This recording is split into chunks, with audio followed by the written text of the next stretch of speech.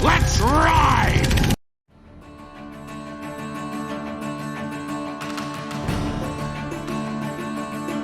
Hello everyone, we're back again.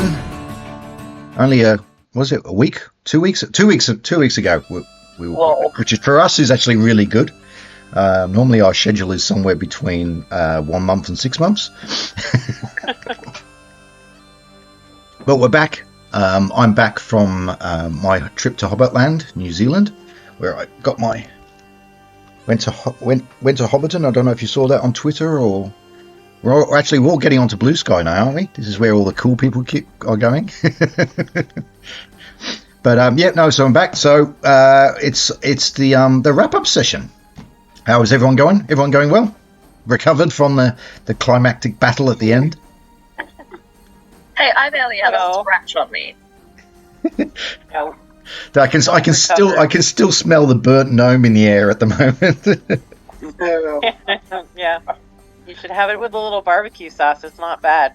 Yes. Actually, yeah. If you do it for long enough, the meat just slips off the bone. It's really. That's right. Get a parboil it with a little beef. Soak you in buttermilk beforehand. It's only half a serving. And on strength, really. Low carb, yeah. So obviously, for the people who I actually haven't finished editing the clip, but when you do see it, you'll know exactly what we're all talking about. But so there was the big climactic battle against the demonically possessed Olivia, the usurper apprentice that had taken over the castle of Alcar the Alchemist. And in a big climactic battle, fireballs were cast, gnomes and tieflings and Oglon as well were sort of fricasseed. Elise did some amazing illusions, but then she was blinded. But even when she was blind, using her imagination, she could still conjure up a gelatinous cube to good effect. And Renault was in his usual on-form self, trying to climb up a rock, trying to climb up a rocky escarpment. But he came true in the end. He did not give up. Yeah, he came true in the end with a deeper than it looked. Yeah.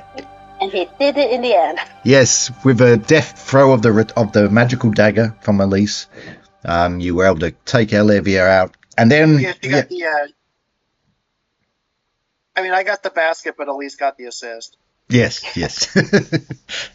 And then when Olivia fell to the ground in his last dying words, he said, "Arcana." I can never say the guy. I wrote this, but Arcana net or whatever. The big demon guy came through the portal, and it looked like, okay, you guys are toast. And at that moment, who should arrive but the person who was toast? I take offense to that. half of the party was actually toast at that point. But then at that moment, when it all seemed lost, Derek. In totally unscripted maneuver, which I never planned at all. Derek comes down. There he is. Derek! Who wasn't toast was Renault and Ada. Mm-hmm. And so Derek came down, who had obviously been with his super dragon hearing. He heard the story, the commotion on the mountainside, and came down. And at that moment, he with his dragon breath, he smashed the portal and pushed the demon back from whence it came. Toasty's on mute. Can't hear you. I wondered if maybe a dragon could be considered to be a burrowing mammal, and therefore Derek heard my despair when in my dying moments, and that's why Derek showed up. I was like, well, you actually speak dragon. Yeah. But I didn't call for him. I thought about it at one point, and I was like, oh, it's not bad enough. We don't need to call for him yet. But then shit hit the fan, as they say. But after I wasn't really that worried that it was. Go ahead. No, go on. No, so I was gonna say, I wasn't that worried that that we were gonna be done for, because you just had this lilt in your voice that you had something up your sleeve. Oh, did I? Half the crew is dead. There's a giant monster coming through the portal, and you're like, but then, you didn't seem sad that we were all dead. No, maybe I'm just a sadistic bastard. And it was one. We were either fine or you were sadistic. Yeah, those are the two choices. Yeah. Well, actually, I mean, when I came up with the character Olivia, and I said, oh, okay, what level is this wizard going to be? Because he can't be too high a level, because technically he's still an apprentice, but he can't be too low. So I had to sit him around about level 5, I think it was, because Alcar's like level 10 or something like that, 10 or 11. He's quite high. So when you get to that level, then certain spells become available to you, and one of them was Fireball. And I was thinking, shall I give him a Fireball spell or not? And then I'm thinking, no wizard in his right mind is not going to take Fireball. So I had to give him a high Fireball. And then if you've got it, you've got to use it. So. Especially when you're calling a giant fire demon down. If you don't have Fireball prepared that day, why are you even there? Yeah, exactly, yeah. So anyway, yeah, cast a Fireball, and Freyord, Clover, and Oglum, and I think you guys got well and truly caught by the Fireball, and yeah, to cut a long story short, you were down to 0 hit points. You were not looking good, and then obviously Ada and Renault were able to to the rescue. Yes. But Ada doing very good bard moves with her dashing new sword that she has, and Doesn't it have a fancy name or something? I'm pretty sure I saw in like a summary from you. It has like a really cool name. The sword that I picked up. I will reveal that very soon. But one thing The that name, like the dragon's name, is also Derek. yes. Very good sword. It's not the sharpest tool in the shed. Oh wait, he is. But after the adventure, I came to a very harrowing realization that we had forgotten about one member of the party. Molly! Of course, when Clover was fricasseed, so was Molly. So what happened to Literally Molly? gonna cry if Molly's dead. Is Molly dead? But I don't know. we don't know. But something happened just before the start of the fight. Someone threw a penny in the fountain. Who was that? Oh, Renault. Yes. And he made a wish. And what was that wish, Ronald? It was to make sure that all of our party, especially Molly, came out of this unscathed. Aww. You did not say especially Molly when you made that wish, did you? It was more if there's... It's called retconning.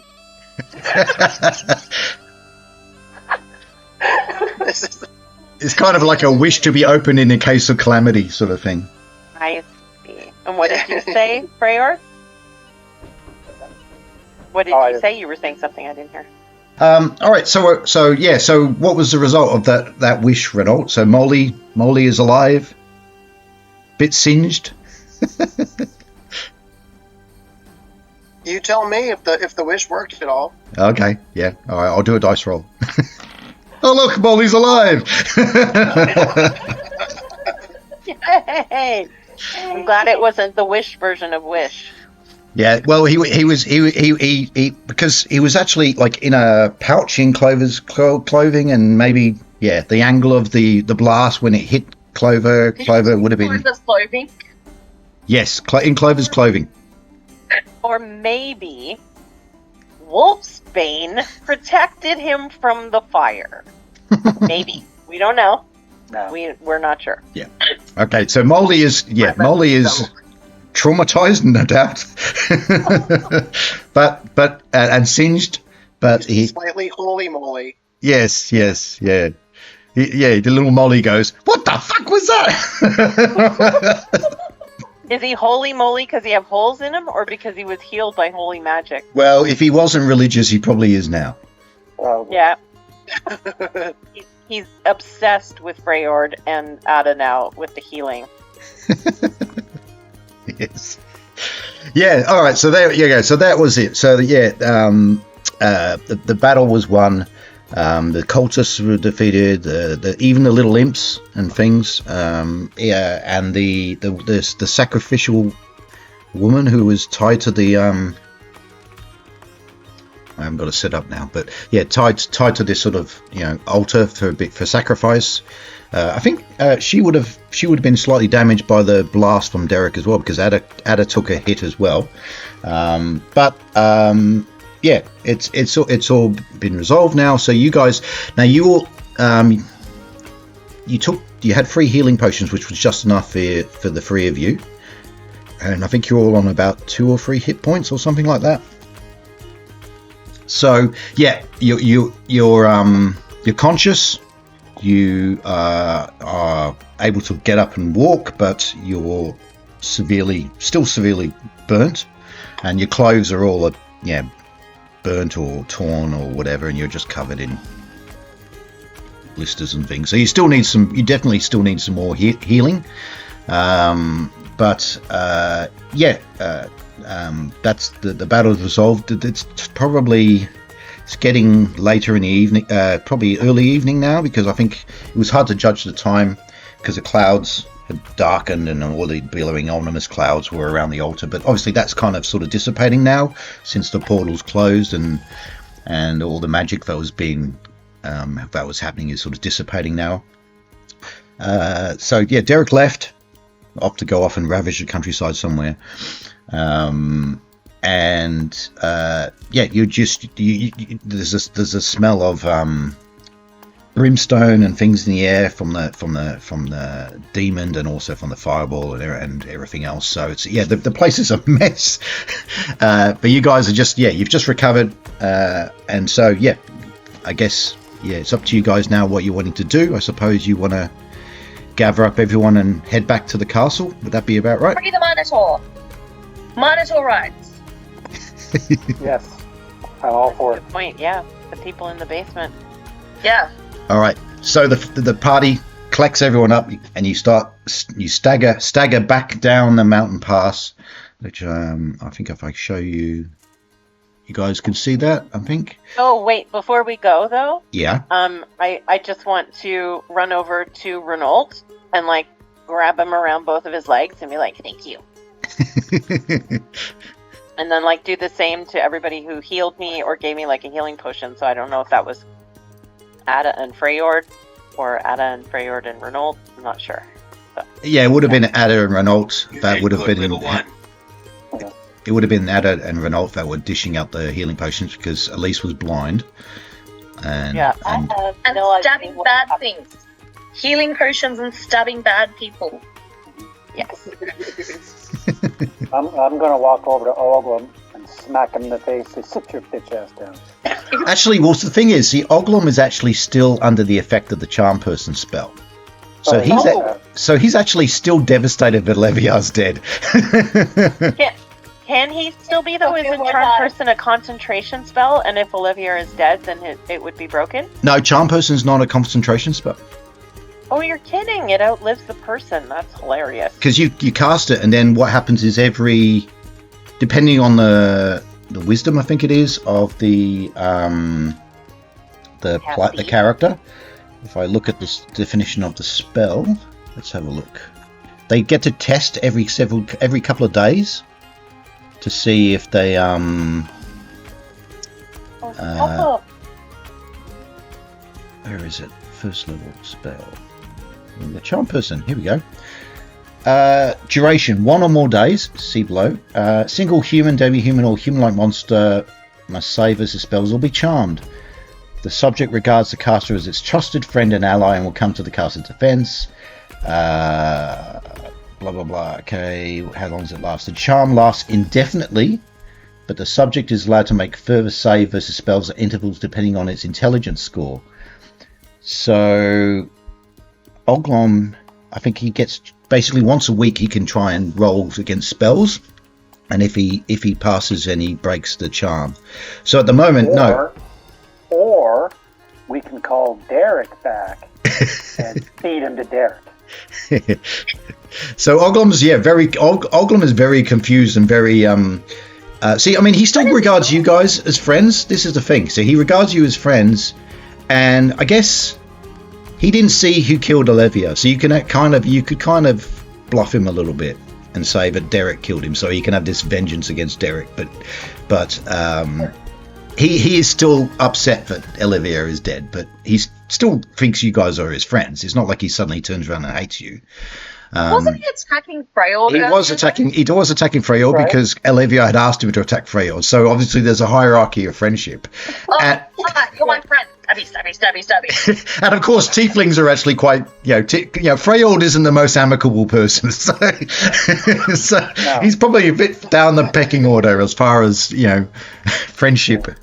But yeah, so Oglum, he's still bit confused as to what's gone on. Leave Olivia alone. Yeah, he's got the blanket over his head. Please, Frank. But anyway, so you're going to stagger back to the castle, and let's see if I can do this. Let's take you back. Let's go.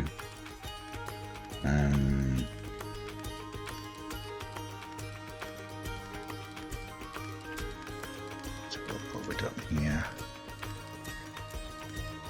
I gotta get some more carrots. These ones are all crispy.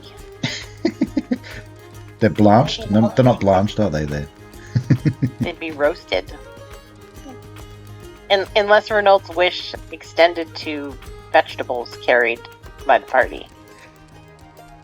Well, I think creatures. I think Molly might be getting a bit sick of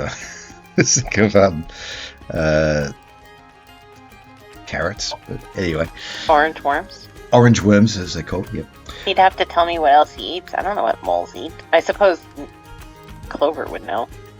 Yeah. So you make it back to the fountain, and you're moving back into the castle. Now, remember what you guys did with Alcar? I think you put him back in his bedroom or something? Yes, we did. Mm-hmm. So... Interesting. So what we'll do is we'll do some timey-wimey magic stuff, and we will sort of jump forward at this point. Unless anyone has something they immediately want to do right now, we can jump forward like a day or so, where Alcar, with his magic and things like that, is able to make recovery, and he's also then able to heal you guys. We get to the point where it's like a day or so later, you've got new clothing, you've been given some food, you've been healed, and you can you're summoned by Alcar into his main sort of, it wasn't a throne room, I suppose, but it was like the grand hall of the castle, and he's summoned you there for a meeting, so we will go to that. So let's Did we release all the beings in the basement, though? Is that what you want to do? Yeah, I mean, Ada was chanting, release the Minotaur, and then there's some of the other apprentices were down there, so. Oh yeah. Well, yes. If we could trust or not. Wouldn't the gelatinous cube still be rolling the hallway? Oh yeah. That's it. That's it. Yeah, that's the hard path for me. No, I'm not going down there. The dungeon Roomba or whatever it's called. Yeah. That's still moving around. I mean, yeah, that's because you saw that. That's why Elise was able to use that in the illusion. She was able to conjure up the gelatinous cube, which was cool. All right, so Alcar calls you back in, so you can see there is Alcar sitting on his throne, and I can show you a couple of things. So time for some sort of reveals of certain information. So I can show you that there is the two remaining apprentices. So the woman that was at the altar, the blonde-haired woman, that is Allure, the apprentice. Now, if you remember, Allure was the one that hid the key in the room with the clockwork crabs. And the other apprentice, of course, there was a murdered apprentice down in the cells. One had been tortured and killed. There was Dalius, who was like the necromancer apprentice, but he had obviously been charmed by Olivia, so unfortunately you guys had to kill him in a battle. But Lunius was the other one that was imprisoned as well, and she was very, very weak as well because she hadn't really been fed very much, so after Alcar recovers before we left. Yeah. So after Sorry, Tracy. Yeah, go ahead. We left her with food, like we didn't just leave her to starve to death. Yeah. So Alcar so basically Alcar recovers and now he's made aware as to what's actually happened. Obviously the castle's in a disarray. Obviously he's now lost 3 apprentices. He had 5. He's now only got 2. There's a couple of his staff have been killed as well. Obviously there was that mercenary guy that was with the goblins. It turns out that he was actually like the bodyguard for Alcar. He did not do a good job then. No, but he'd also been charmed by Olivia. So Olivia had been working. Obviously, when he planned his overtaking of the castle and all that, he's obviously had been working on this for a while. So he'd had time to individually charm different people. So he obviously had charmed the mercenary. He had charmed Dalius. He had charmed the butler, who you met, who raised the alarm. A couple of people he didn't charm, so like I think it was Glenda or whatever, the cook. She wasn't charmed.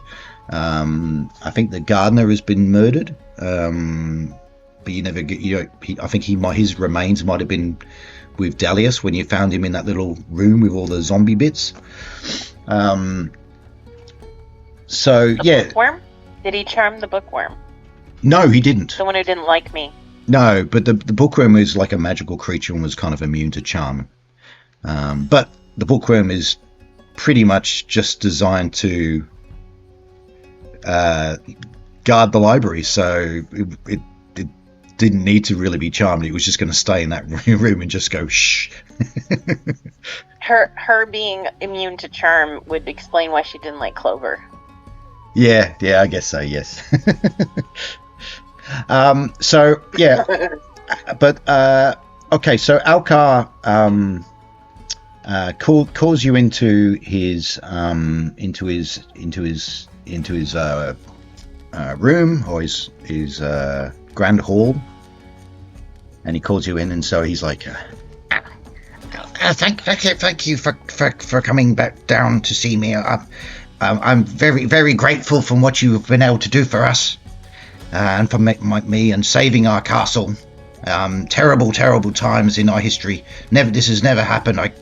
I thought Olivia was always an ambitious apprentice, but I never thought he would actually take these drastic steps. But of course, ultimate power corrupts, and when you start dabbling in the elemental planes and dealing with demons, it never ends well. That's why I stick to alchemy. I like my potions, and I have my menagerie that I use. But obviously he's now been made aware of certain things have happened down in his menagerie. So certain creatures have been either killed or released. In the case of Derek, which is a pretty significant. Yes, Clover. Clover is doing that in front of him while he mentions his menagerie, like hand up and like him.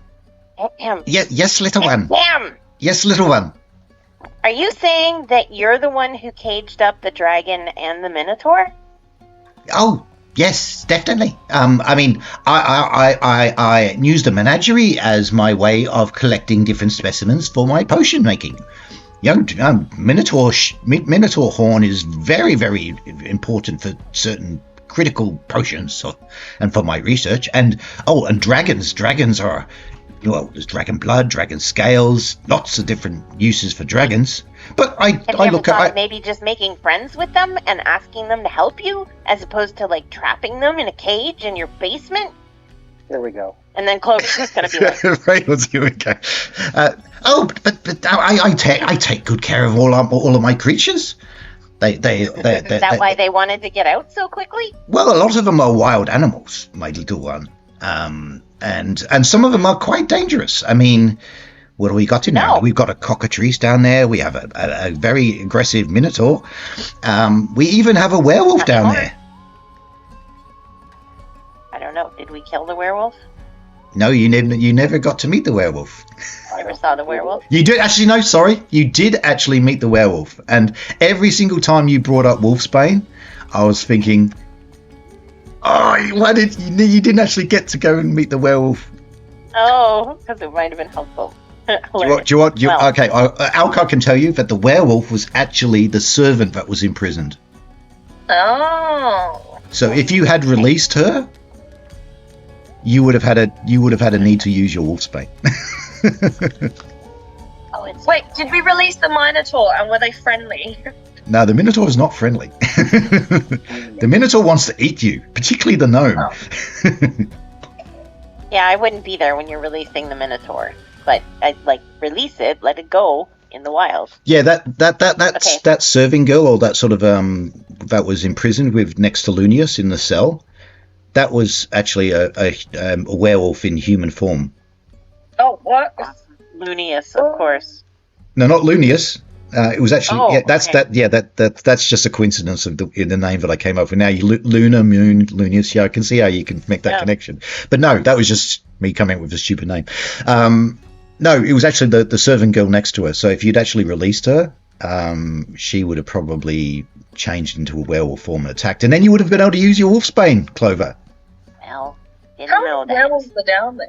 2 at least. No, just one. Just one. Oh, just one. Okay. Well, I mean, Alcar is he doesn't believe in needlessly imprisoning creatures. I mean, he only keeps creatures that he needs for his potions. So Clover's gonna be like,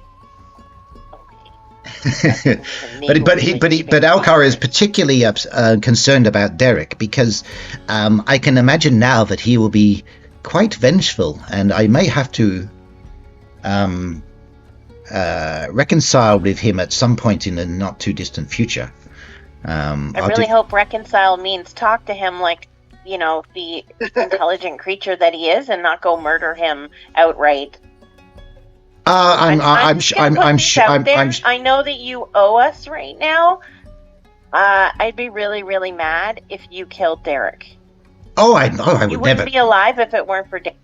I would never want to kill a dragon. They're noble creatures.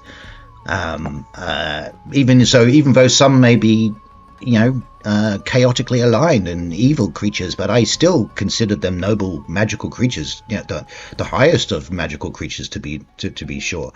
So no, I have no plans to kill Derek, but I obviously will need to make amends with him in some way. At the very least, to protect the castle, because I could imagine that Derek may decide to take vengeance on this castle.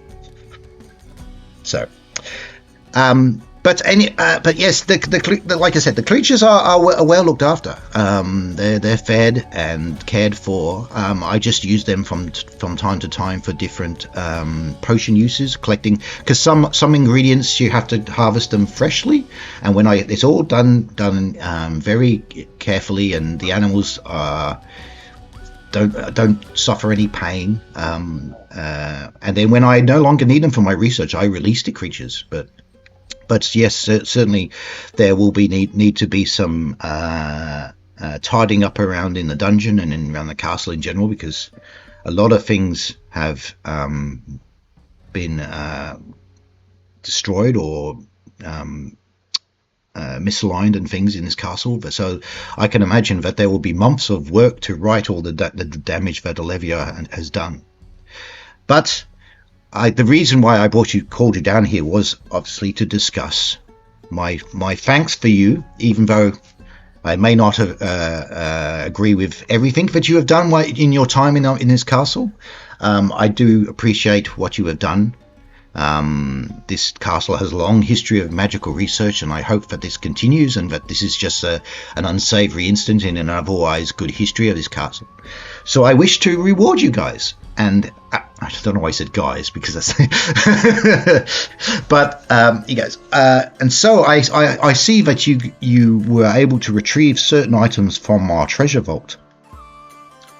Although, yeah, destroying my mimic was a little bit sad because he was my pet mimic.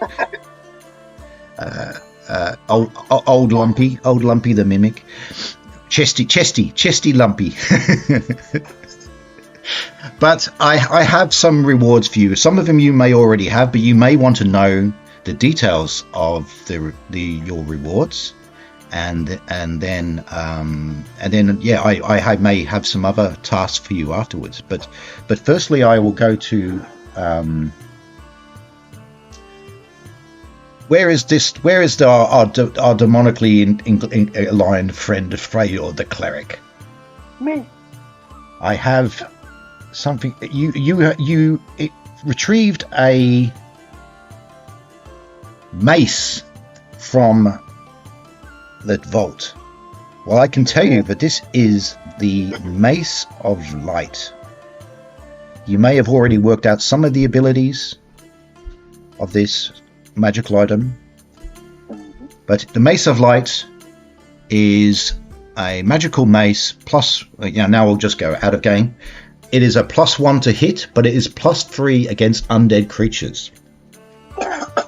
So that's +1 to hit +1 to damage, or +3. So if you're fighting a skeleton, you're gonna, or any sort of undead creature, you're gonna do a lot more damage. And also, because it's the Mace of Light, is that it allows you to cast the light spell once a day, and it's just like a regular light spell from your cleric spell list. So that means you could cast it on the mace itself, or make it a glowing mace that acts like a torch or a light. You can use it, and like you did against Oglom, you can cast it onto someone and blind them. And you can also cast it on an object, so you could cast it on anything. You could cast it on a book or something, and that book will then just glow with light. So, and you can actually do the reverse. When you do light spells, you can do a reverse. You can do darkness, so you can like cause darkness as well. Elisa's having flashbacks to the light spell being cast on a person. Just saying. When you mentioned the light spell, Elisa's cover her eyes. Bright light! How do I not make the lightsaber sound with it? Oh god, that's hilarious. Yeah, so that is your magical item, Freyord, the Mace of Light. Let that which is undying come into the light. So there you go. Pretty cool. And now we will move on to our illusionist friend, Elise, where we have the returning dagger. Shiny and pointy, as you go. It is a +1 to hit, but when it hits, it does double damage. Yep, that's right. And it actually has double the range of a normal dagger. So I think that means, a dagger's got about 30 or 40 feet maximum range, so you could go out to 80 feet. So you can throw it a fair distance, and then of course it'll return back to you. So that's pretty cool.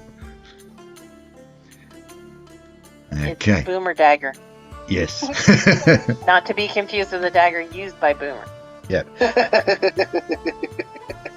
And actually, while I've got Elise, I can show you something you might be interested in. The clockwork crab. Wow.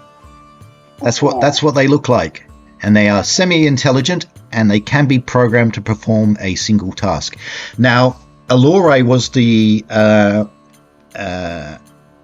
enchanter construct type apprentice, so she will be able to show you. Obviously, you did retrieve the manual, but she'll be able to maybe make a copy of that or give you something, so you can. And she's quite happy for you to take that crab, and you'll be able to program it to do a single task.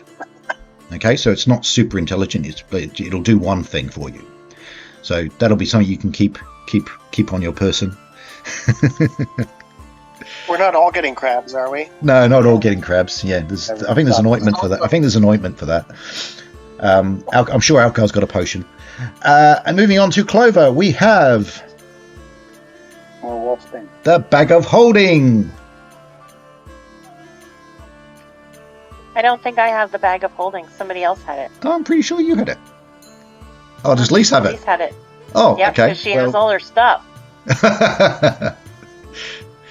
Okay, well, I mean, you can hold on to it, or whatever. You guys can decide who wants to hold on to it. I mean, Clover, you've got a bunch of other things as well. You've got some scrolls and things. I think all the magical sort of scrolls and you've got a magical spell book as well, which we need to decide what you want to do with that. Looking at the treasure for Clover, there's the Bag of Holding. You still got that Wand of Fear. Right. And There's a few. I think I used it once. Yeah, there's 2 charges left on that wand. Okay. You've got a scroll of shield, you've got a scroll of detect magic, and you've got a scroll of magic missile. Freyord, in addition to that Mace of Light, you've got that necklace of protection. Yes. And Alcar is able to tell you that green potion that you had is actually a potion of strength. All right. Which, so yeah, using your magical mace, downing drinking the potion of strength, that'll make you a pretty bit of a badass in a fight. You've also got that potion of heroism, Clover, but I think you'll probably want to give that to Renault because he's the only fighter in the party that can technically use it. So that he can climb every mountain? Yes. But yeah, just so looking at the bravery? What's that? A bravery, you said? It's potion of heroism. Oh, heroism. Okay, I'm just gonna give it to you, Renault. Like you can carry it, Okay. so that you have it if you need it. Potion of heroism. So I'll share this list of all the magical items, and of course you've got all of you have got the Yoan. Well, 4 of you have got the Yoan stones, the glowing little stones that float around your head. So Clover has the Topaz stone, which gives you the bonus to armor class and saving throws. Renault has the Opal, which gives you the bonus to strength. Freyord has the Agate, which absorbs spells, lower level spells. And Elise has the Ruby, which is the one that stores spells. And you also have the Chromatic Wand as well. Chromatic Orb Wand. With a necklace that you can use to charge it and cast different things. Also, Elise has a potion of invisibility. I think you collected that at another point. I think you got that from the goblins, actually. So anyway, the Bag of Holding, as it says in that description there, normal-looking small sack. Objects up to 10 feet by 5 feet by 3 feet can fit inside the bag. Up to 10,000 coins of weight can be placed in the bag, and when it's full, it weighs about 600 coins. So it still actually does eventually feel heavy, but is a fraction of the weight of what it's actually carrying. I'm totally gonna let Elise keep that since she carries all of her accoutrement with her. You know, she might even want to put a couch in there for the next time we go somewhere and the feng shui is off. Yeah, you can pull out a couch. Yeah, and you can actually put people inside a Bag of Holding. There's air in there? Well, you will have to open let air, and you will have to feed them and stuff. It's not like a stasis thing where they will actually die if you leave them in there for too long. But yeah, Sounds like the name of a great pub. What's that? The Bag of Holding. The Bag of Holding. Yeah, that would be. Yeah. Moving on to Ada. We have her magical sword, which apparently has a name. And it's called Forgan's Orcsbane, which is a +2 to hit and damage magical sword. There you go. Wow, that's awesome. Which you used to good effect in that final battle. And so, they're the magical things that you were able to collect. But you didn't. When you went into the vault, you didn't have time to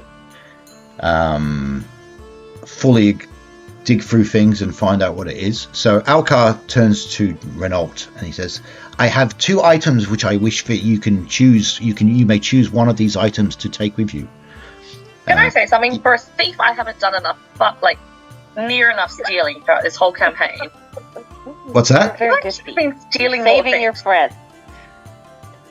Yeah, I mean, there's at times stealing. What a thief am I? there'll be time for thieving at some point, I'm sure.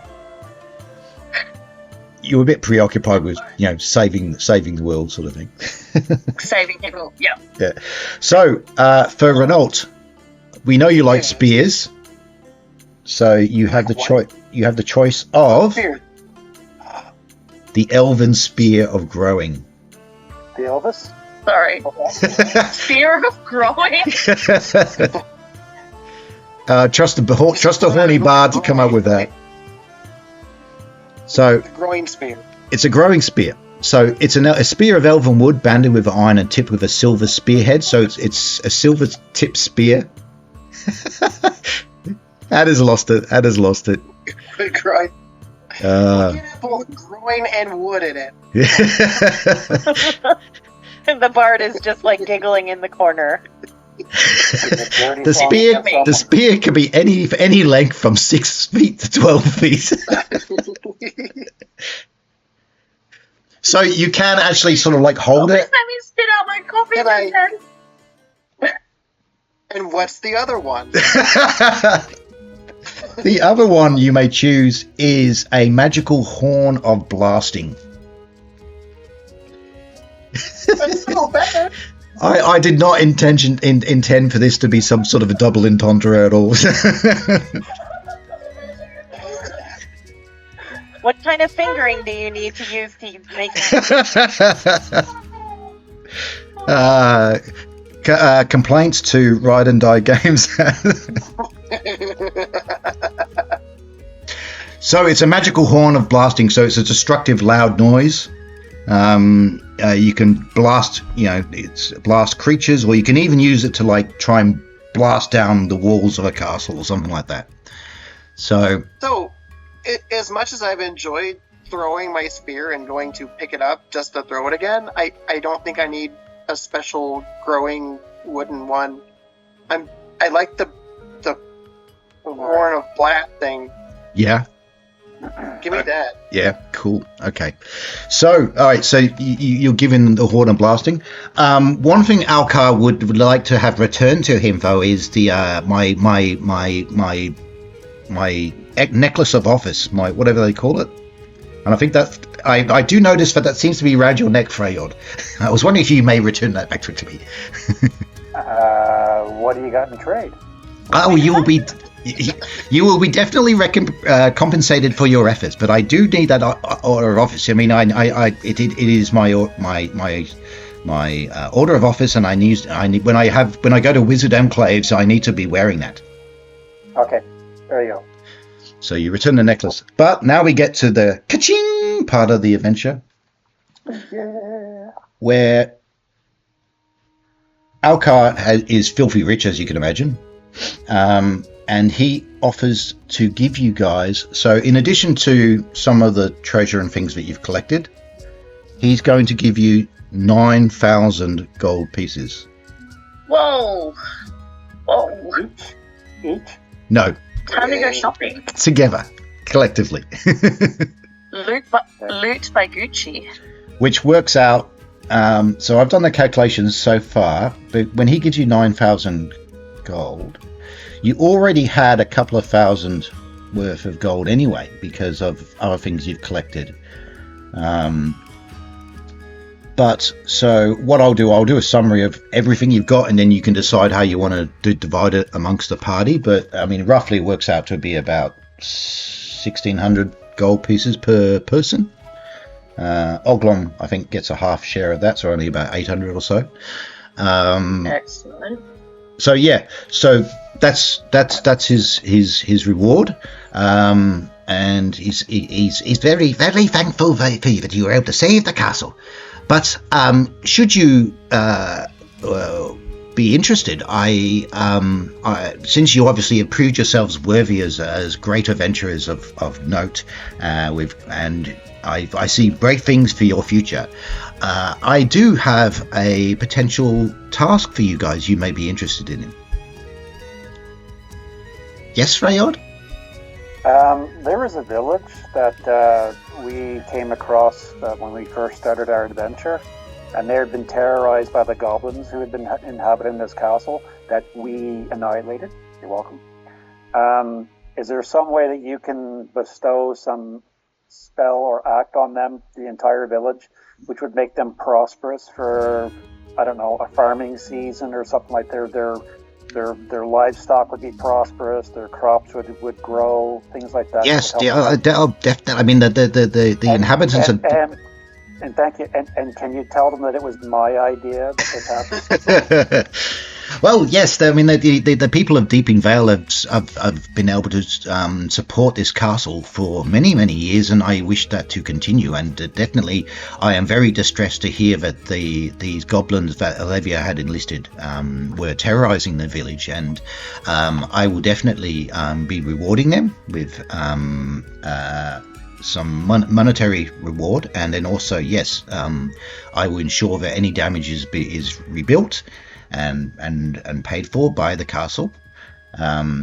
Yes, because for many years they have been supplying the goods and things to the castle, and I wish that to continue. So yes, definitely, Freyod, that will be definitely taken care of. My man, all right. My man. But the mission I speak of. Dungeon Master. Sorry. Elise had her hand. Oh, sorry. Let's go ahead, Debbie. Can we get a library card to your library so we can actually borrow books? Well, yes. I mean, that's a creepy bookworm. That is one thing I wanted to discuss with you, particularly yourself, Elise, and your little Nomi friend, Clover. Is that little isn't necessary? You could just call me Clover. That's little. Clover isn't little, but a big brave heart. Yes. Well, it appears that due to unfortunate events, I am actually down a number of apprentices. So I would like to extend the offer to either of you that should you wish, you may join our castle and become one of my apprentices and study under. I mean, it does mean that you would need to leave the party, but you are welcome to stay at the castle and have access to the library and all the knowledge that we possess. Tempting, but not right now. I'm tackling with everyone, and I get to see a lot more monsters that way. Unless your tower frequently get invaded by a lot of different monsters. Well, yes. I mean, like I said, that is a little bit disappointing. I know that you were promising arcane spellcasters, and you would be a great boon to this castle and its reputation. But I'm sure that you do have great things ahead of you. What have you, little one? What would you like to? Would you like to join the castle as an apprentice? Okay, so Clover's gonna walk right up to him and do the hand again and say, "Number one, I asked you to please not call me little one." Here we go. Number two, I'm not sure that I would be the right person to apprentice in your castle, and I'm very thankful that you think that I have what it takes, and I'm tempted, but I cannot, in good conscience, work under a master magician who traps animals in a dungeon, even if they're well fed and cared for and eventually let go. I don't think that's right. And I think at the very least a sentient being like a dragon being captured and kept in a dungeon against its will, I think is, I'm not gonna say borderline evil, but I don't think it's great. So I think that I'm not the right person. That I'm happy to work with you and possibly, convince you of the error of your ways over time. perhaps you will build enclosures for your minotaurs and have more than one so they're not lonely and sitting in a cell salivating over the thought of eating a gnome. Perhaps we could work on something like that together. Yes. Oh, well, thank you for your words, Clover. Oh, yes. So Alcar had just offered the potential for Elise and Clover to join as apprentices, but Clover has respectfully declined, and so has Elise.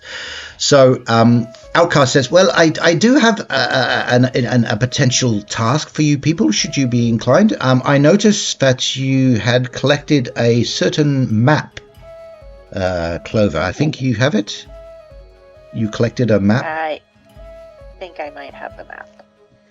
It is a map of a mysterious island called... Why am I not showing that? Here it is. Just zoom out a bit. The map of Caladrexia. This was mentioned a couple of sessions ago, wasn't it? Yep. Let's have a look. Where are we? Here it is.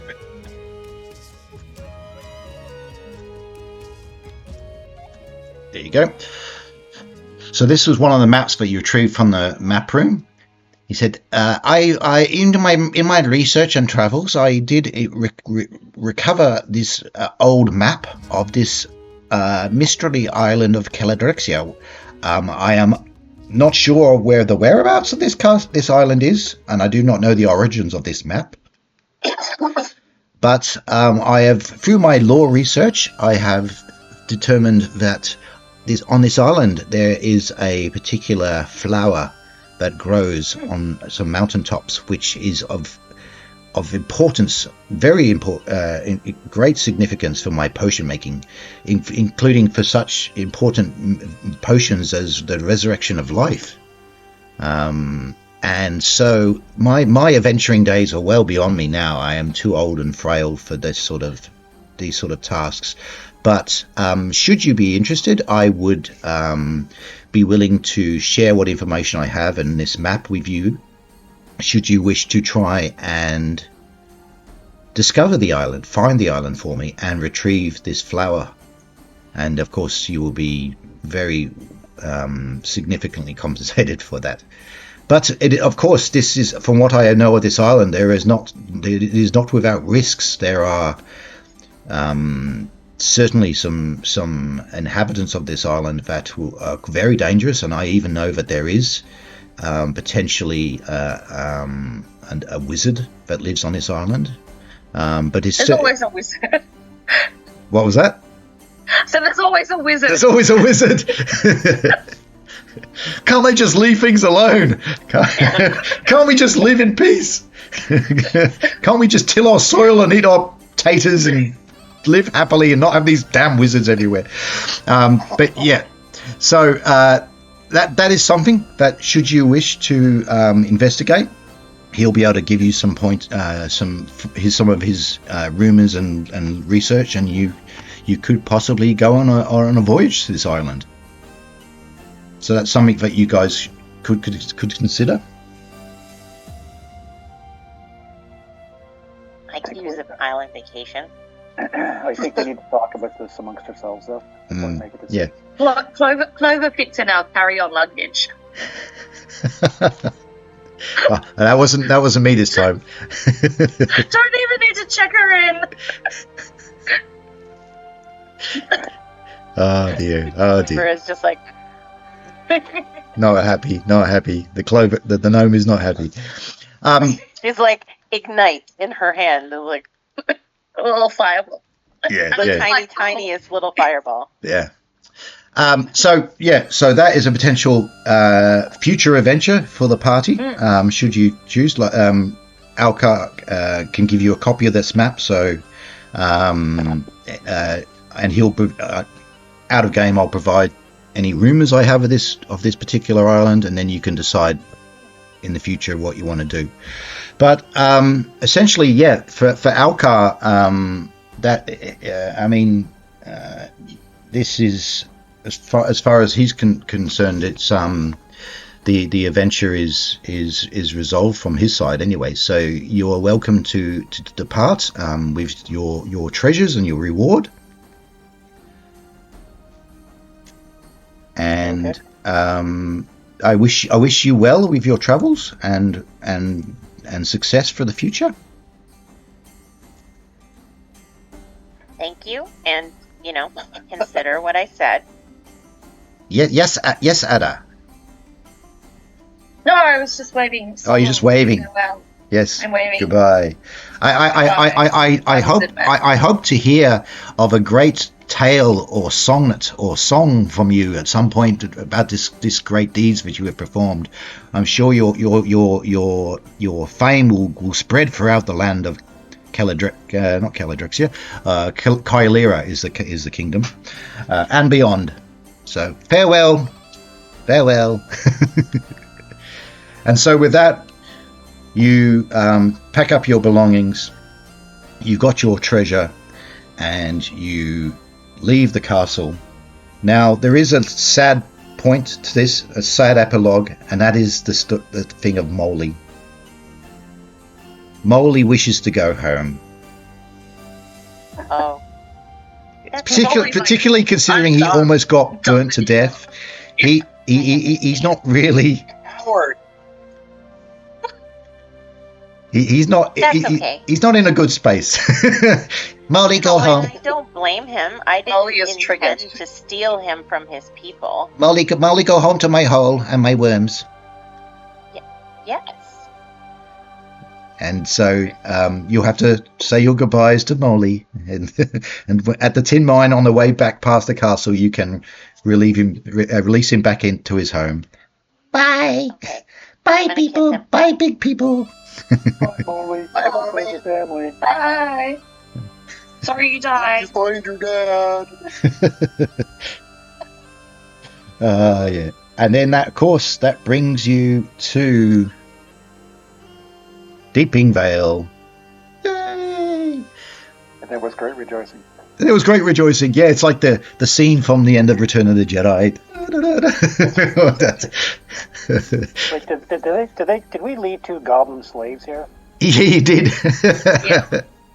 Oh, hang on. No, I think you might have actually released them, because when you evicted the goblins and told them to leave, I think you did release them to go with the rest of them. So I think you Release the goblins. Release the goblins. So the goblins, they've packed up and moved on. Although, even though their party their tribe was completely decimated, like almost every male of the clan was killed. There's only a handful left, and of course, there's all the little female goblins and younglings and all that. Well, these 2 will be very popular. Yes.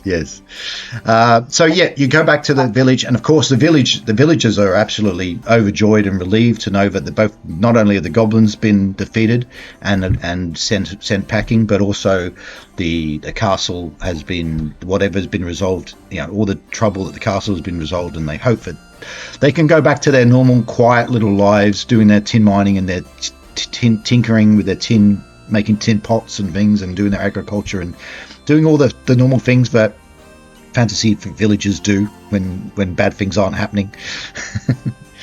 Just living their best NPC lives. Yes, leaving there. Yes, exactly. That's right. So that brings us to, I guess, officially the end of this adventure, where the next logical thing would be for you actually to travel back to Waybrook.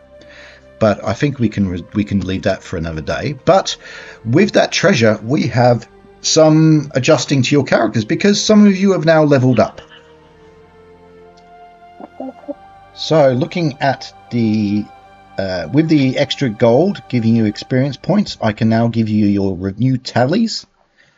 So Freyord, you are currently on 6,526 experience points, and that also is the same for Clover and Elise. So you want to make a note on your character sheet. How much was that? That was 6,526 experience points, not gold, experience points. Yep. Which means that Freyord, you are a level 4 cleric, which I think you'd already leveled up anyway. I was 3rd. No, I think you're pretty sure were you level? Were you level? Oh no, actually, maybe you have leveled up. Yeah, because you needed 6,000 for level 4, and you've just gone over. So you will level up. Okay, so you will now become a level 4 cleric. So when you're a level 4, obviously you'll get additional hit points. So I need you to roll a d6 and you add your constitution. Go, Freyard.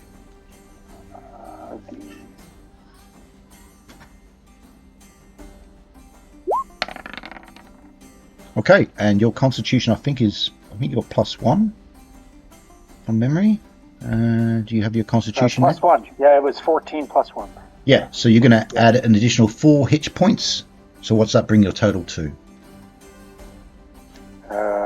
18? Is that 18? You're on 18 now, are you? Yeah, because it was 14, it was +1, so. Okay, yep, okay, so that makes Oh, it is that the right things? Yes, that's 18. 18, okay. And also, being a cleric, obviously this is... clerics are a little bit different, but now you'll have access to extra spells. So, looking at clerics at level 4, you have 2 first level spells and 1 second level spell now. So you can have a total of 3 spells. So, like two first level spells and 1 second level spell. So every day, so you can choose any spells from your spell list. 2 of them can be first level spells, and 1 of them can be a second level spell. And of course, you got your cantrips, or the orisons. Yep. So you get to have, I think 3 orisons now instead of 2. Yep. So you got quite a few spells now, particularly a second level spell now. So starting to get some really decent spells. And you can choose any ones from your spells list every day, because you're not like an illusionist or a magic user. They actually have to have spells written in their books. You can actually the god gives you your spells. So okay, so that means so you're level 4. Moving on to Clover, you are also on 6,526. You are a level 3 magic user, so I think actually you stay the same. I think you were already level 3. You needed 5,000. I hadn't slept, so now I get a new spell. Yes, you do. I get a level 2 spell. Yeah, and you need 10,000 XP to reach level 4. So you're on level 3. You've already rolled for your hit points. You've actually got a few extra spells in your spell list now, because one thing that magic users can do, and illusionists as well, is you can either keep that scroll and cast it, or you can attempt to actually copy it into your spell book. So you can kind of transcribe it into your book, and then you can use that in the future, as long as you're at the right level to cast it. And you had a spell book from the Necromancer, which has got 3 Necromancer spells in it too. So we can make some adjustments. So you can add those spells into your spell book, and you can learn them. Okay. But you're still limited by the maximum number of spells that you can cast. You just have a wider selection of spells now. But what we'll do... So every day I just have to choose from all the spells that I have available. Exactly. Yeah. Practice that day kind of thing. Okay. Yeah. When you get to higher levels, you can even you can actually make scrolls yourself and transcribe spells onto scrolls. So that's something you can do. Definitely in the rule books that I gave you, there's the thing that both Elise and Tracy can do. You can actually do magical research. You can actually, out of game, you can even make up your own spells. So if you want to make your own spell up, a particular illusion spell, or Clivo, you want to do a magic user spell, you can actually make your own spells up.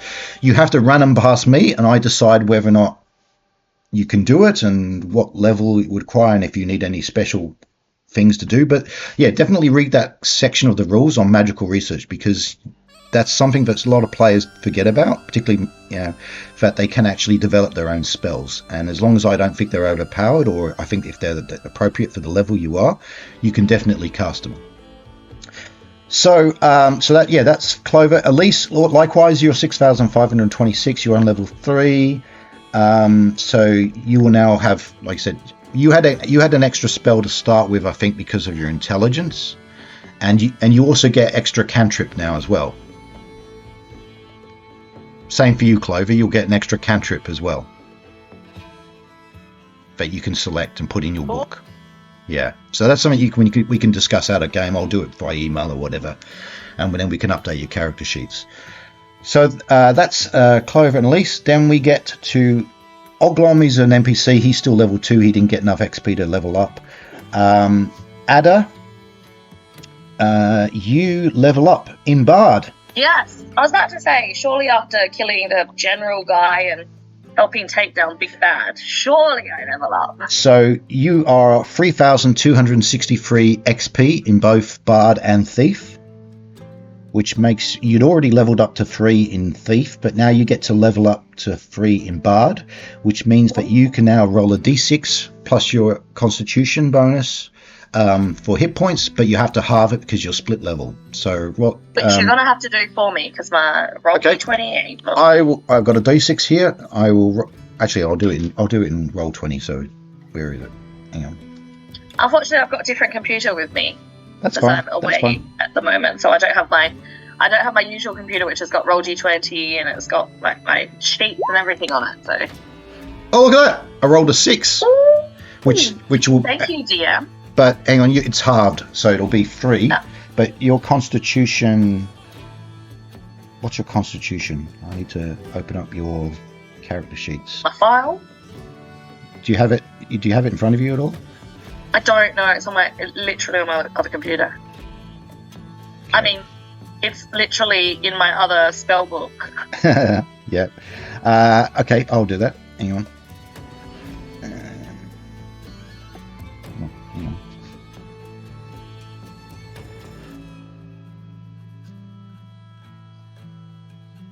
So that being level 3 means you'll get an extra spell. So you used to have 1 spell, now you're going to have 2 spells. Where is your character sheet? Here it is. Let me just open up all these.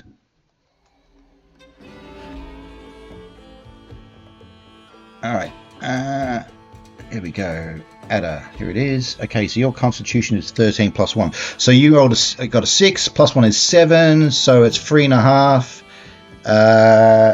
You get 3.5 hit points added to your total. Now, did you have a half from the previous when we did the Thief? I think you did. Pretty sure I did. So you'll be adding 4 hit points. So you'll be on 15 hit points, I think. Yes. Okay. Is that what you've gotten down as well? Yes. Well, I was on 11 before, so. Yeah. So you're on 15 hit points, and nice. Being a bard, let me just double check your abilities. If you get anything new at level. So at level 3 bard, you have 2 first level spells. You'll get an extra cantrip or orison. It is for bards. So you'll be able to do two cantrips or orisons, and you've got 2. You can do 2 first level spells. Nice. What else happens? From second level. Oh no, yeah, okay. So you still got a 2 in 6 chance of learning lore and so on. But yeah, that's I can't see anything immediately that besides the extra spell, any extra hit points. I can't see anything extra, but I'll update all your character sheets. But anyway, so you're level 3 in both Bard and Cleric, Bard and Thief. Sorry. And Renault, you also have leveled up now in both Fighter and Druid because they require the same amount each time. So you're on 3,263 XP in both Fighter and Druid, which means you get to roll for your hit points now. So we're going to roll a D8. Actually, but I'll check your Constitution. Where is it? I thought my next level up wasn't until 4,000 hit points, or 4,000 experience points. Oh, sorry. Yeah, sorry. Actually, those numbers I gave you guys were wrong. Sorry. You're 4,081. Okay. Brad, 4,081 in both fighter and druid. But Ada, you're also 4,081 in. Oh, okay. Yeah. And I mean, does that change anything? no, you still don't need. You still need more to get up to next level. So actually, Freyord, you're actually 8,162 XP. 8,000. Yeah, you need 12,000 to get to level 5. Okay, so that was 8,500. What? 8,162. Same with Clover and Elise. They need 10,000 to get to level 4. So with Renault, he has to roll for hit points, and Renault has a constitution of +2. So you're going to roll. So I want you to roll a d8 and a d6. All right, here comes the 8, and it's a 3. Yep. Wah, wah. And And my 6 is a 3. so you get 6, but your constitution is 2, so you add 8 hit points. You Renault get to roll twice because he's human. For the level up point. Oh yes, that's true. Yep. So roll again. Roll both of them again. You're going to take the best of rolls. So roll a d8 I like again that better.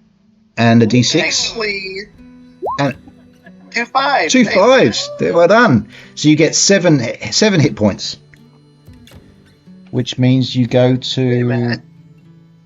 Wait. You're on. That makes you. Why does he get 7? Doesn't he add 10? Plus 2 is 12? Okay. Or is it half? So you halved them. You halved them, okay. but because you rolled 5 for both, you basically got 5. And then you add your Okay. constitution, so it's 2. So that's 7. Oh, okay. Last time you said he had 8 plus 2, so that's why I had we were like, 8. wait, why is this worse? Yeah. Now we get it.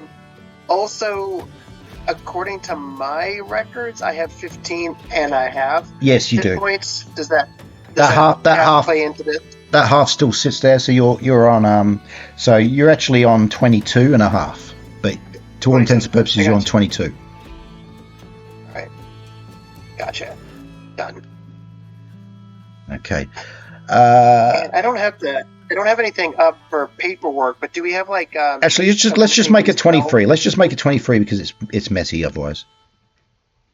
We'll make you 23 hit points. Are there any new spells or anything? Yes, being a druid, you let's go to druid. Here it is. Yeah, pull up my- So, druid at level 3, you have got 2 first level spells and 1 second level spell.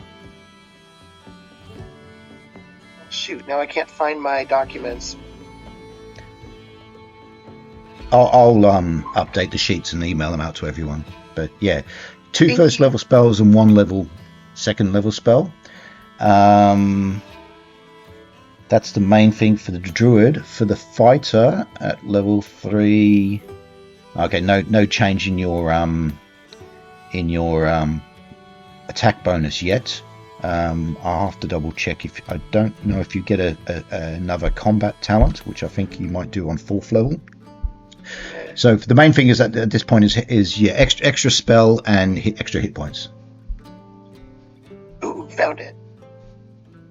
But like I said, I will update everyone's sheets, and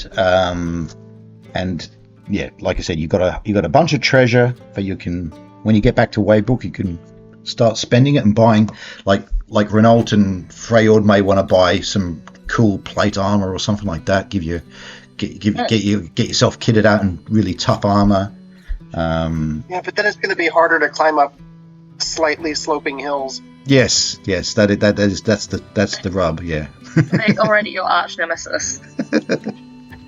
Honestly, I'm gonna call you're you the Atlas. mood ding of our party, okay? Slippery and roly-poly. Yes. So with that, you guys have had all your character abilities and levels adjusted. You've got your experience points. You've got your treasure. So that's it. Yay! Now, the question. Yes. Really dumb. So, I don't have my character sheet in front of me. Constitution. What does it say next to Constitution bonus? You know when like we were rolling, Yeah. and you rolled a 6, and obviously that gets split into a 3 between Thief and Bard. Yeah. And then you said the Constitution bonus. Yeah, My on- Constitution bonus is a 1. Did you say? Yeah, so it adds 1 to the total. Oh, okay. So that gets split in half as well. Yeah, exactly. Yeah. Okay. Yeah. So, like I said, What Constitution bonus can you get?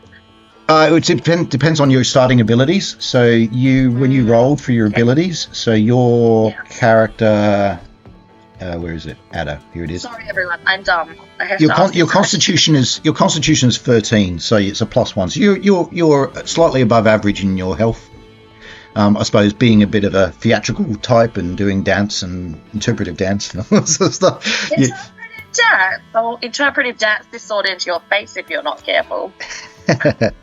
Yeah. So So you're relatively healthy. In fact, I think most of you are actually pretty healthy. I don't think anyone's. Thank you. Elise just did a little dance there for me stabbing things. Appreciate that. Yes. So that's the adventure. So we can go straight into the debrief, which I don't know. We've kind of been doing that already. So. Bravo, Neil. First of all, yay, Dungeon Master. Thank you. 2 years of campaign, oh my lord. Yeah, I thought this adventure might only last a few sessions, but here we are a year later. 2 years later. 22 sessions for this adventure. And I thought it might be 5 or 6 when I started, so that's how an inexperienced DM I was. And I suppose I'm still pretty inexperienced. Oh, you did great. Oh my gosh, you did massive. And you created it yourself. It's not even just like off the shelf. That's the extra. Yeah, I mean, I set out to. I mean, there's nothing particularly innovative about the adventure, but I just wanted to give you a typical sort of, stereotypical Dungeons and Dragons of starter adventure. You know, you got goblins, you got dungeons. I threw in dragons. I threw in all of the lots of common creatures that are very popular from Dungeons and Dragons. Obviously, there's an evil wizard. We've got to have an evil wizard. So yeah. Plus, you had to put up with us noobs. Yeah, that's right. Yeah, definitely. So now we need to look to the future. So next time we meet, we could continue doing your character adventures, or we can have a break. Maybe it's time for a bit of a palate cleanser and do something different, like maybe go back into space, or there's a whole different range of different things. We could go into space. We could do like Cthulhu is sort of mythic, sort of mythos type adventures. We can do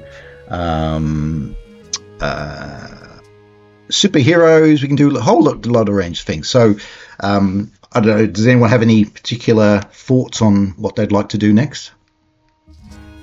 Rockets. Oh, he's got. How did you do that? How did you do that, Em? I've reacted with rocket emojis. Oh, okay. For those of us who did the space adventure, I really enjoyed that one. It was fun. I would like to do it again. That was fun. Except for those ash holes. Yeah. For leaving Ada's character or M's character in the ash hole for an entire episode. That kind of sucked. Well, we could go back to that particular rule set. Although I have another rule set. There's quite a popular role-playing science fiction game at the moment called Mothership. It's got Molly. Oh, there's Molly. Or this is the Clockwork Cat from the Mittens the synth cat. Mittens the synth cat. Yeah. Go back to space. So there is a science fiction game called Mothership, which is similar sort of vibe to the previous game we were playing. It's called like a industrial sci-fi. Think of like the film Aliens or Alien. You know, grubby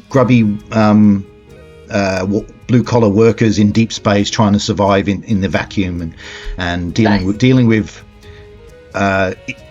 evil corporations and various creatures, space creatures or space zombies that want to rip you to pieces. So we could probably do a short little adventure in for that.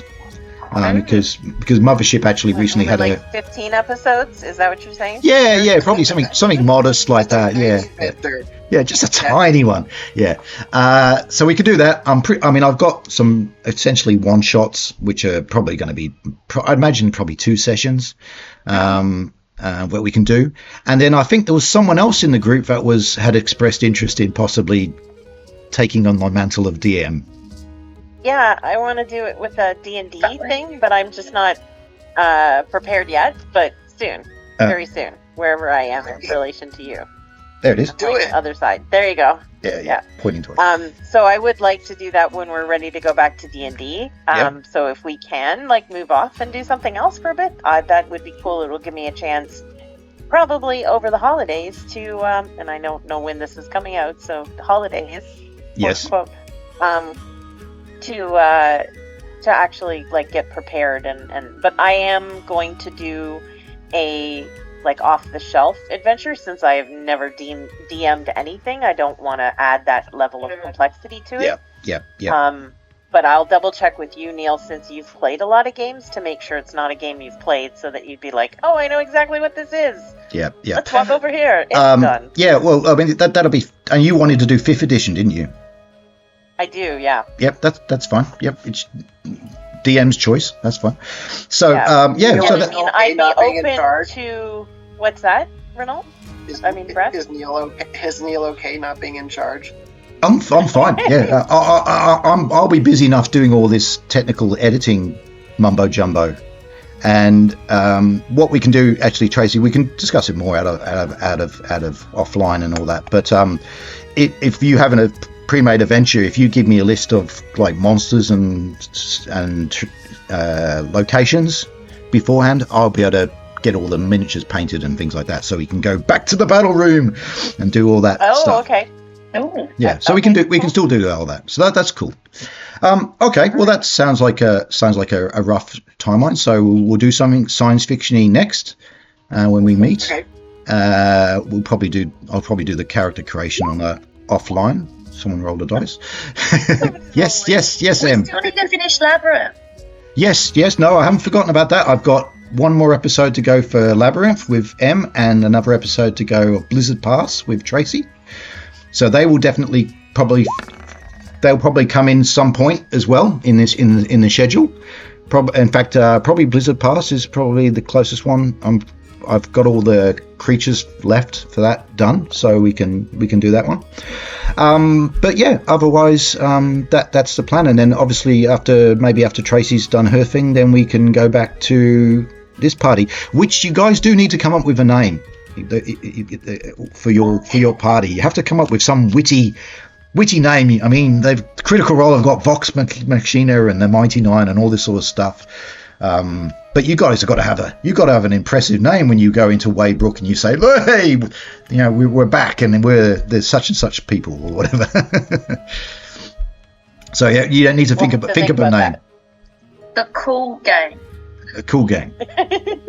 Molly's Hero. Aw, Molly. Clover and Friends. Clover and Friends. That sounds like a kids show. Oglums, Oglers. No, wait. Oh yes, and we'll have to decide. We'll have to see what happens to Oglom, because he's a retainer, so you need to pay him, obviously. And he may not stick around. He may decide he wants to, or you may not want him to stick around. You might say, "Thanks for your service. Off you go." Yeah, M is so over Oglom now. Adam's like, yeah, that's the past. Moving on, onward and upward. New challenges to overcome, or conquests.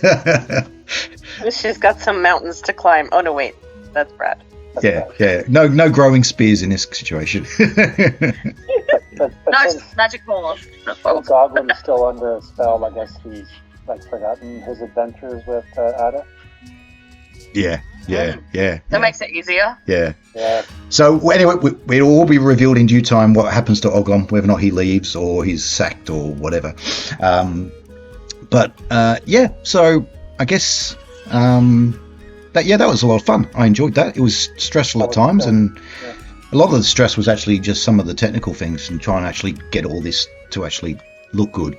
But it seems to be coming on now. I'm sort of getting the hang of it, and adding the miniatures, like Up the battle rooms, they're so cool. Yeah, it is very cool. Yeah. and adding in the lace and stuff and so on. And actually, what we can actually do is I can do individual sessions with you guys where we can go into Hero Forge and you can update your characters. You can give them new clothes and things and redesign them and make them look like they're now level 3 or 4 characters, and they've got it. They've been blooded in battle and they experienced, and they're not the naive adventurers that set out a year ago. Can you imagine if we do that and you're like, oh, forged in blood, and I look like a level 3 barbie now, and all it is just a fancy new hat. If that's your thing, if that's what you want to do, if you just want a nice sort of flowing hat with a feather in it or something, that's fine. And actually, I think I did some initial sort of revamping of Freyord's character and Renault as well. I think I shared some initial pictures, but we can go into Hero Forge and do that and set up your characters. And of course, if you're going to do sci-fi, we have to have sci-fi characters as well. I know both Tracy, and Brad have already got characters which they can move them across to the new system, or they can roll up new characters, completely new characters. A lot of the, I think Tracy's character, which was what was the name of your character? But she had cybernetic implants or something in her. Maybe, yeah, but I don't know that I knew how to use them. Yeah, there wasn't many rules in that system for that, but these new rules, I think, do have rules for cybernetic implants. So yeah, you can probably just port the character across to the new system. So, all right then. I think looking at the clock now, I think we're about time's up. I think M. You need to move on. I need to aggressively strum my lute. Yes. Go to the next party. Yes. All right. So yeah, again, thanks very much for the last year or so of this adventure. Thanks, everyone. It's been really cool We'll fun. see you, Doodle. Yeah, exactly. So hopefully I've got 3 episodes I've got to edit and upload in the next week or so, which I will do. And then I think probably Tracy will probably be able to do Blizzard Pass in a few weeks. To finish that off, and then we can probably do Labyrinth after that.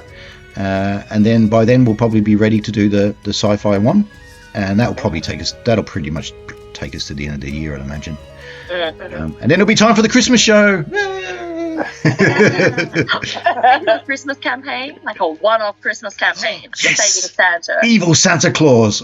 No. Yeah. We're all elves. Oh yes. Some of you already. Elves. Elves. Yes, you could all be the little elves. Pointy ear elves. Not we could do a little Christmas. We could do a little Christmas one shot. Yeah. Right? Yeah. That would be fun. Okay. All right, guys. Thank you very much, and thanks everyone for watching. Please like and subscribe down there. Push the button. Yes. But See you guys. thanks very much. Bye, guys. Have a good weekend or whatever.